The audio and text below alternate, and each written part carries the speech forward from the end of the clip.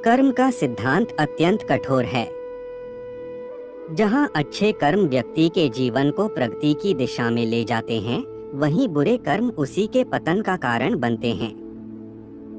धर्म ग्रंथों के अनुसार मनुष्य के द्वारा किए हुए शुभ या अशुभ कर्मों का फल उसे अवश्य भोगना पड़ता है। गोस्वामी तुलसीदास जी ने भी रामचरितमानस के माध्यम से यह बताने का प्रयास किया है कि जो जैसा कर्म करता है उसे वैसा ही फल भुगतना पड़ता है। इसलिए यह नितांत आवश्यक है कि हम अपने कर्मों का लेखा जोखा करें। इस प्रस्तुति में आप जानेंगे कि कैसे कलयुग ही नहीं बल्कि सतयुग में भी छोटे से छोटे पाप से कोई बच नहीं पाता था। पाप और पुण्य का वास्तविक अर्थ व रहस्य जानने के लिए वीडियो को पूरा देखें और चैनल को सब्सक्राइब अवश्य करें। विलंब न करते हुए आरंभ करते हैं।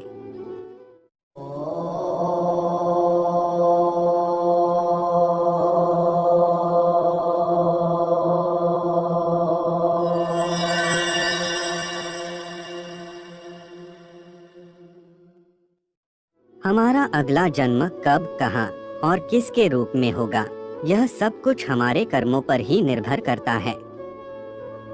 अनेक जन्मों में किए हुए कर्म हमारे अंतःकरण में संग्रहित रहते हैं। वे संचित कर्म कहलाते हैं और उनसे ही प्रारब्ध बनता है। इसलिए भगवान श्री कृष्ण ने गीता में कर्म को प्रधानता देते हुए यहाँ तक स्पष्ट किया है कि व्यक्ति की यात्रा जहाँ से छूटती है, अगले जन्म में वह वहीं से प्रारंभ होती है। जो प्रकृति के नियमों का पालन करता है वह परमात्मा के निकट है, परंतु ध्यान रहे, यदि परमात्मा भी मनुष्य के रूप में अवतरित होते हैं तो वह उन सारे नियमों का पालन करते हैं जो सामान्य मनुष्यों के लिए हैं। लौकिक और पारमार्थिक कर्मों के द्वारा उन परमात्मा का पूजन तो करना चाहिए, पर उन किए हुए कर्मों और संसाधनों के प्रति अपनी आसक्ति न बढ़ाएं। मात्र यह माने कि मेरे पास जो कुछ है उस परमात्मा का दिया हुआ है, हम केवल निमित्त मात्र हैं। एक समय की बात है, श्री रामचंद्र जी के शासनकाल में न तो किसी को शारीरिक रोग होता था, न किसी की अकाल मृत्यु होती थी, न कोई स्त्री विधवा होती थी और न ही किसी माता पिता को संतान का शोक सहना पड़ता था। सारा राज्य सुखी और संपन्न था। इसलिए कोई व्यक्ति किसी प्रकार का विवाद लेकर दरबार में उपस्थित भी नहीं होता था। किंतु एक दिन एक कुत्ता राजद्वार पर आकर भौंकने लगा। उसे अभियोगी समझकर राज दरबार में उपस्थित किया गया। पूछने पर कुत्ते ने बताया कि हे प्रभु, आपके राज्य में सर्वार्थ सिद्ध नाम का एक भिक्षुक है। उसने आज अकारण मुझ पर प्रहार करके मेरा मस्तक फाड़ दिया, इसलिए मैं न्याय चाहता हूँ। कुत्ते की बात सुनकर उस भिक्षुक ब्राह्मण को बुलवाया गया। ब्राह्मण के आने पर राजा श्री राम ने पूछा, हे विप्रवर, क्या आपने इस कुत्ते के सिर पर घातक प्रहार किया था? यदि किया था तो इसका क्या कारण है? वैसे ब्राह्मण को अकारण क्रोध आना तो नहीं चाहिए। श्री राम की बात सुनकर सर्वार्थ सिद्ध बोले, हे प्रभु, यह सही है कि मैंने इस कुत्ते को डंडे से मारा था। उस समय मेरा मन क्रोध से भर गया था। बात यह थी कि मेरी भिक्षा का समय बीत चुका था, तो भी भूख के कारण मैं भिक्षा के लिए द्वार द्वार पर भटक रहा था। उस समय यह कुत्ता बीच में आ खड़ा हुआ। भूखा तो था ही, अतएव मुझे क्रोध आ गया और मैंने इसके सिर पर डंडा मार दिया। मैं अपराधी हूँ, मुझे दंड दीजिए। आपसे दंड पाकर मुझे नरक यातना नहीं भोगनी पड़ेगी। जब राजा श्री राम ने सभासदों से उसे दंड देने के विषय में परामर्श किया तो उन्होंने कहा कि हे राजन, ब्राह्मण दंड द्वारा अवध्य है, इसे शारीरिक दंड नहीं दिया जा सकता और यह इतना निर्धन है कि आर्थिक दंड का भार भी नहीं उठा सकेगा। यह सुनकर कुत्ते ने कहा, महाराज, यदि आप आज्ञा दें तो मैं इसके दंड के बारे में एक सुझाव दूं।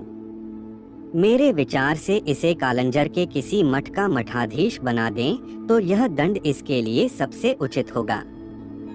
कुत्ते का सुझाव मानकर श्री राम ने उसे मठाधीश बना दिया और वह हाथी पर बैठकर वहां से प्रसन्नतापूर्वक चला गया। उसके जाने के पश्चात एक मंत्री ने कहा, प्रभु, यह तो उसके लिए उपहार हुआ, दंड नहीं। मंत्री की बात सुनकर श्री राम ने कहा, हे मंत्रीवर, यह उपहार नहीं दंड ही है। इसका रहस्य तुम नहीं समझ सके हो। फिर श्री राम ने कुत्ते से कहा, श्वानराज, तुम इन्हें इस दंड का रहस्य बताओ। श्री राम की बात सुनकर कुत्ता बोला, हे रघुनंदन, पिछले जन्म में मैं कालंजर के एक मठ का अधिपति था। वहां मैं सदैव शुभ कर्म किया करता था। फिर भी मुझे कुत्ते की योनि मिली। यह तो अत्यंत क्रोधी है। इसका अंत मुझसे भी अधिक खराब होगा। मठाधीश ब्राह्मणों और देवताओं के निमित्त दिए गए द्रव्य का उपभोग करता है, इसलिए वह पाप का भागी बनता है। यह रहस्य बताकर कुत्ता वहां से चला गया। कर्म को पूजा मानते हुए जब व्यक्ति राग द्वेष को मिटा देता है, तब उसके स्वभाव की शुद्धि होती है। उसके लिए समूची वसुधा एक परिवार दिखती है। उसका हर कर्म समाज के हित के लिए होता है। साधारण तौर पर हम कह सकते हैं कि कर्म किए बिना व्यक्ति किसी भी क्षण नहीं रह सकता है। कर्म तो हमारे अधीन है, किंतु उसका फल नहीं। महापुरुष और ज्ञानी जन हमेशा से कहते रहे हैं कि अच्छे कर्मों को करने और बुरे कर्मों का परित्याग करने में ही हमारी भलाई है। किसी संत से एक व्यक्ति ने पूछा कि आपके जीवन में इतनी शांति, प्रसन्नता और उल्लास कैसे है? इस पर संत ने मुस्कुराते हुए कहा कि अपने कर्मों के प्रति यदि आप आज से ही सजग और सतर्क हो जाते हैं तो यह सब आप भी पा सकते हैं। सारा खेल कर्मों का है। हम कर्म अच्छा करते नहीं और फल बहुत अच्छा चाहते हैं। यह भला कैसे संभव होगा? आज की हमारी प्रस्तुति में इतना ही।